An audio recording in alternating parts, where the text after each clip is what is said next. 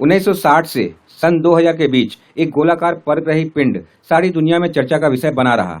Football के आकार का ठोस धातु से बना गोला अचानक खेतों में चक्कर काटता नजर आता और जब वो जाता तो अजीब सा ज्योमेट्रिकल आकृति छोड़ जाता था, जो बाद में क्रॉप सर्कल के नाम से प्रचलित हुआ।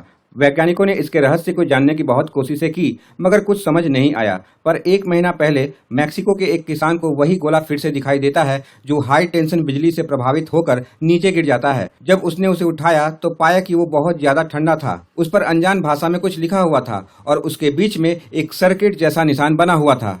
इतने सालों में पहली बार एलियन टेक्नोलॉजी आम इंसानों के हाथ लगा, जिसे उस स्थान के नाम पर बूगा स्फीयर का नाम दिया गया। इसके बाद इस पर कई तरह के एक्सपेरिमेंट और शोध शुरू हो गए कि कैसे एक धातु से बना गोला बिना आवाज किए तथा गुरुत्वाकर्षण को झुठलाते हुए प्रकाश की गति से मूव करता है, पर यह गोला निष्क्रिय ही पड़ा रहा। सारा एक्सपेरिमेंट नाकाम होने के बाद इसके सामने दुनिया का सबसे प्राचीन भाषा यानी संस्कृत में कुछ श्लोक पढ़े गए और सबकी आंखें तब फटी रह गई जब इसने रिएक्ट किया।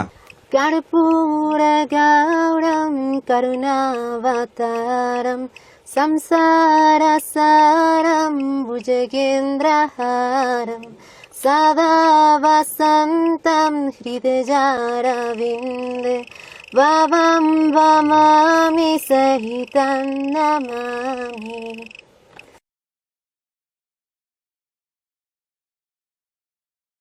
दरअसल जब भी संस्कृत के श्लोक का पाठ होता तो इसका मैग्नेटिक फील्ड सक्रिय हो जाता और तरंगे छोड़ने लगता। आश्चर्यजनक तरीके से इसका चुंबकीय दायरा और वजन बढ़ने लगता, जो पाठ बंद होते ही फिर से निष्क्रिय हो जाता था।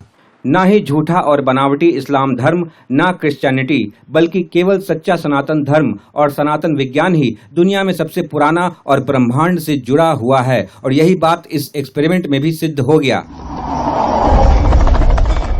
भगवान शिव के डमरू के नाद से सृष्टि का जन्म हुआ। 14 दिव्य ध्वनियों से निकले महेश्वर सूत्र। महर्षि पाणिनि ने इन सूत्रों को साधना द्वारा ग्रहण कर संस्कृत व्याकरण की नींव रखी। शिव का डमरू केवल नाद नहीं, वह स्वयं समय है, अनंत और निरंतर।